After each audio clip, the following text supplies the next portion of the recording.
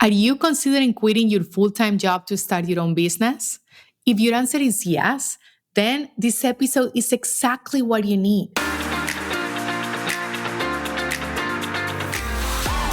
Welcome to At What Point, the podcast where we dive into the real, raw, and rewarding journey of personal and professional growth. I'm Catherine, your host, here to guide you through mindset shifts, powerful aha moments, and the resilience it takes to thrive no matter what life throws your way.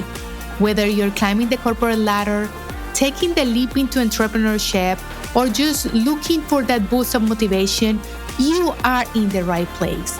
Let's dive in. Today, I'm going to help you figure out how to take that leap so you don't spend the rest of your life wondering, should I do it? What if I fail? Or worse, find yourself 30 years from now asking, what could have been if I had the courage to go for it? In this episode, I'm going to share the number one thing you need to do to start this journey and keep your momentum going. We'll go over a powerful mindset exercise to help you stay strong when that little voice in your head tries to knock you off your path. And if you are still unsure about what type of business to start, I will walk you through a practical exercise to help you gain clarity on what's right for you. Now, I know for most people, the idea of leaving their corporate job doesn't just happen overnight. It starts as a small seed, maybe planted by a toxic work environment, or perhaps a change in your personal life, like becoming a parent, needing to take care for a child with special needs, or wanting to be there for an aging parent. Often, it's not even about making more money at first, but as you think about it more, the idea of not having a cap on your income starts to become very appealing.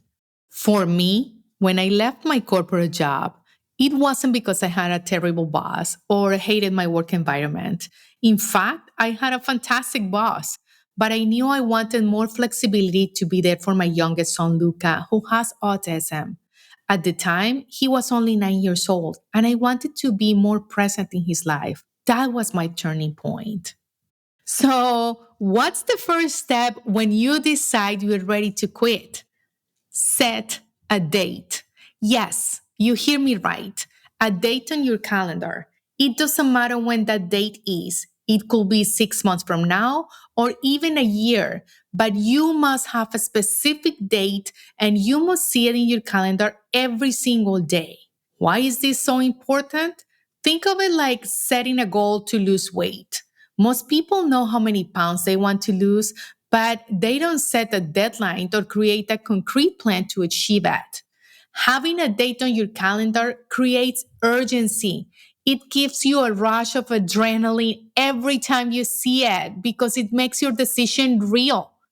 It's not just a dream or a fleeting thought, it's a commitment. And that's the first step to preparing yourself both financially and mentally for the big leap. The next thing you need to focus on is mindset. Mindset is everything. It's what keeps you going when you feel defeated or when the things you are working on get tough. About 5 years ago, I invested in resetting my mindset, and it was a game changer, not just on a personal level, but also as a business owner. It completely transformed how I approach challenges and setbacks. So, here's what is going to happen once you set that date. You will want to share the news with your close friends and your family, right? And while you might be over the moon with excitement, not everyone will share that feeling. And it's not because they don't love you or want the best for you, it's because they can't relate. They might hit you with all the what ifs you have already been battling in your head. What if you don't make enough money? What if you fail? What will people think? And trust me, those voices get louder when you are in a senior leadership position and even louder when you are alone or awake in the middle of the night. People will always have something to say about the economy, the timing, your responsibilities, or even your chances of success. And this is exactly why you need the tools to stop those voices from taking up a space in your mind rent free. So here is an exercise I want you to try. Name that voice in your head. Yes, you hear me right. Give that little voice a name. For example, my inner critic is named Sarah. And whenever Sarah starts to speak up, I acknowledge her, thank her for her concern, and then firmly tell her to leave. I got this.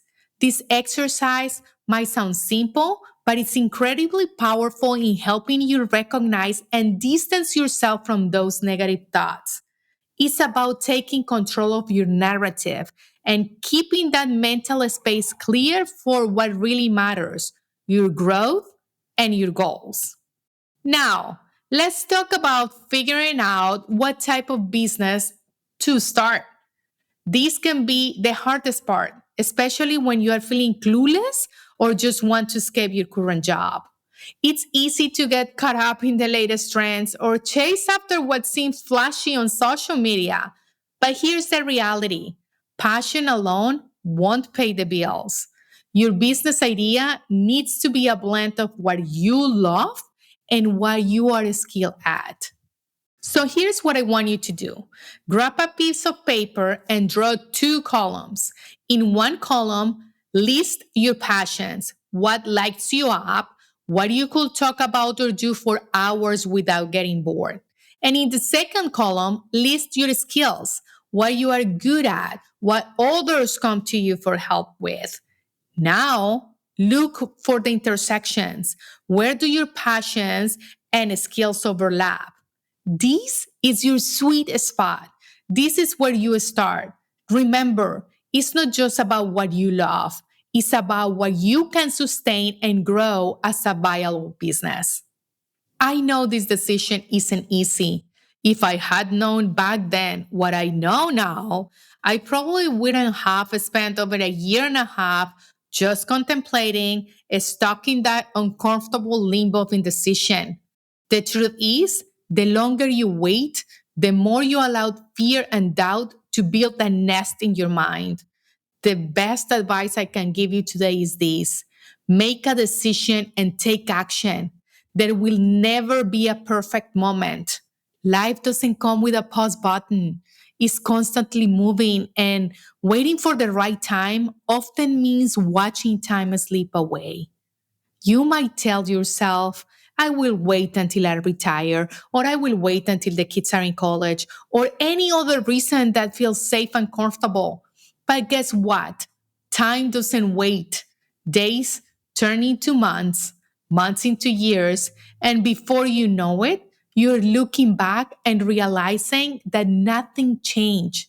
And that, my friend, is where dreams go to die. Not in failure, but in the silence of inaction.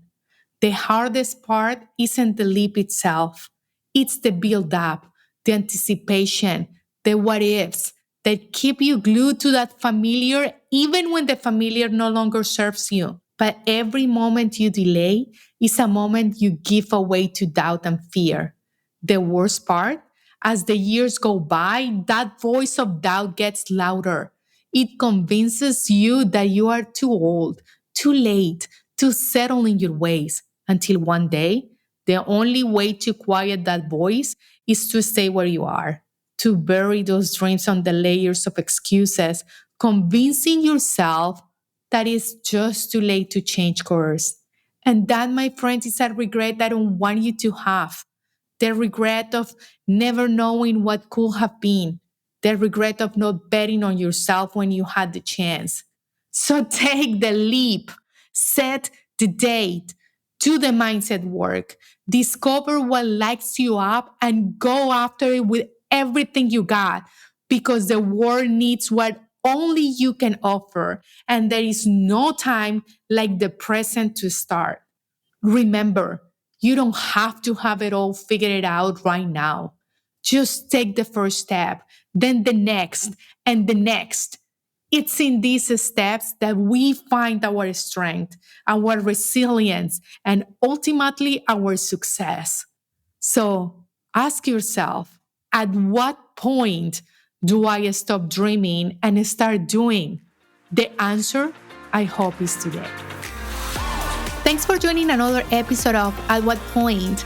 I hope today's conversation sparks some inspiration for your journey of growth and transformation. If you enjoyed this episode, don't forget to visit katherinebeltran.com/podcast for show notes, special discounts on coaching packages, and freebies to help you keep moving forward.